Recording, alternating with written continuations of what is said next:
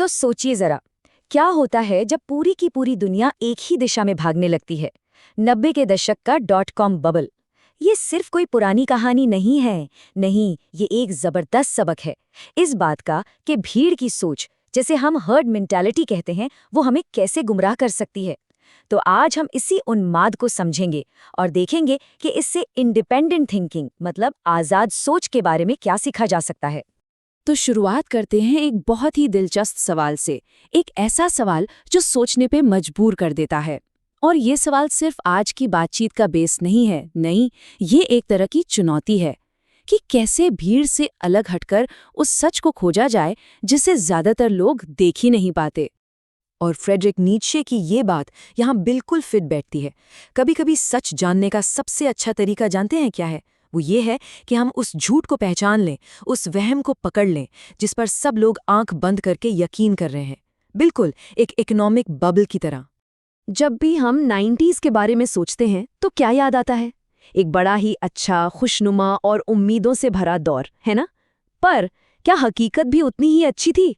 चलिए जरा उस दशक के मिथक को तोड़ते हैं और देखते हैं कि उस वक्त का असली माहौल कैसा था।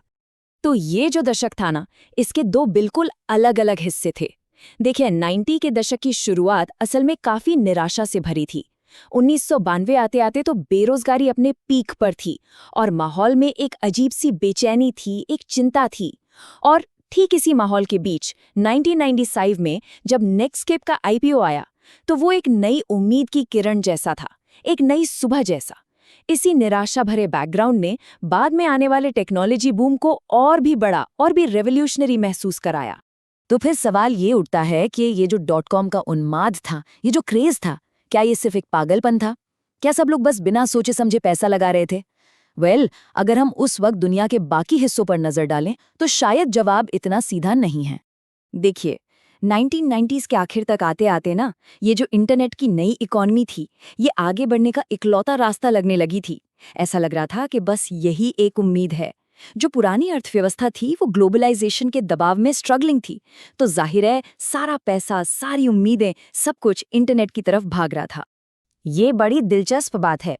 एक तरफ जहां सिलिकॉन वैली में समझिए पार्टी चल रही थी, वहीं बाकी दुनिया आर्थिक तूफानों से गुजर रही थी। ईस्ट एशिया में फाइनेंशियल क्राइसिस, रूस में रूबल का संकट, इन सब ने मिलकर इन्वेस्टर्स को पुरानी यानी ओल्ड इकोनॉमी से बुरी तरह डरा दिया था। और नतीजा, उन्होंने अपना सारा पैसा वहां से निकालकर होनहार टेक स्टॉक्स में झोंक दिया। उन्हें लगा कि इस तूफान में बस टेक्नोलॉजी ही एक महफूज नाव है। ठीक है, तो इस पूरे उन्माद और पागलपन के बीच कुछ कंपनियां थीं जो न सिर्फ बचीं बल्कि कामयाब भी हुईं। कैसे? चलिए इसका एक बहुत ही अच्छा उदाहरण देखते हैं। पेपाल, एक ऐसी कंपनी जिसने भीड़ के पीछे भागने के बजाय अपना खुद का बिल्कुल अलग और सोचा समझा रास्ता बनाया। अब जरा पेपैल का मिशन सुनिए। उनका मकसद था अमेरिका डॉलर को रिप्लेस करके एक नई इंटरनेट करेंसी बनाना। हाँ, सुनने में ये थोड़ा नहीं, बहुत ज्यादा क्रेजी लगता है, लेकिन इसी बड़े लगभग पागलपन भरे लक्ष्य ने उन्हें उस उथल-पुथल के दौर में एक बिल्कुल साफ डायरेक्शन दिया। और उनके ग्रोथ की स्ट्रैटेजी वो तो और भी अजीब थी। सोचिए, वो नए यूजर्स को साइन अप करने के लिए और दोस्तों को रेफर करने के लिए पैसे दे रहे थे। अब ये सुनने में तो बिल्कुल अनसस्टेनेबल लगता है ना? पर इसके पीछे लॉजिक बड़ा सीधा था। उन्हें बस जल्द से जल्द ज्यादा से ज्यादा लोगों को अपने प्लेटफॉर्म पर लाना था, एक क्रिटिकल मास बनाना था। वो जानते थे कि ये स्कीम हमेशा नहीं चलेगी, लेकिन मार्केट पर कब्जा करने के लिए ये शुरुआत में जरूरी था। और उनकी टाइमिंग कमाल की थी, बिल्कुल परफेक्ट। मार्च 2000 में, ठीक जब बबल फटने वाला था, उन्होंने $100 मिलियन की फंडिंग उठाई। और यही पैसा था जिसने उन्हें उस तबाही से बचाया जिसमें बाकी हजारों कंपनियां डूब गई। ये हमें एक बड़ी जरूरी बात सिखाता है कि कभी-कभी एक बुरी योजना भी कोई योजना न होने से कहीं ज्यादा बेहतर होती है।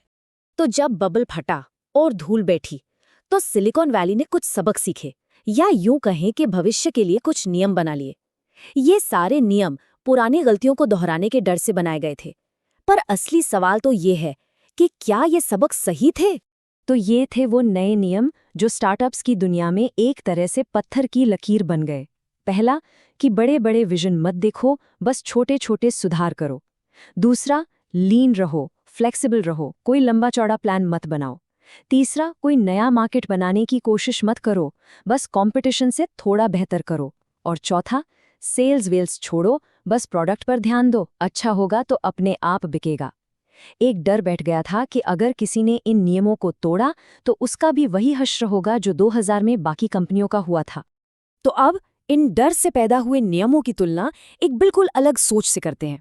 एक ऐसी सोच जो सिर्फ सरवाइव करने के लिए नहीं, बल्कि असल में कुछ बड़ा, कुछ सफल बनाने के लिए जरूरी है। तो फिर असली सबक क्या था? देखिए, क्रैश के बाद जो नियम बने वो हमें सेफ खेलना सिखाते हैं, लेकिन जो असली सच है वो बिल्कुल इसके उलट है। पहला, छोटे मोटे बदलाव करने से बेहतर है कि कुछ साहसिक करने का जोखिम उठाया जाए।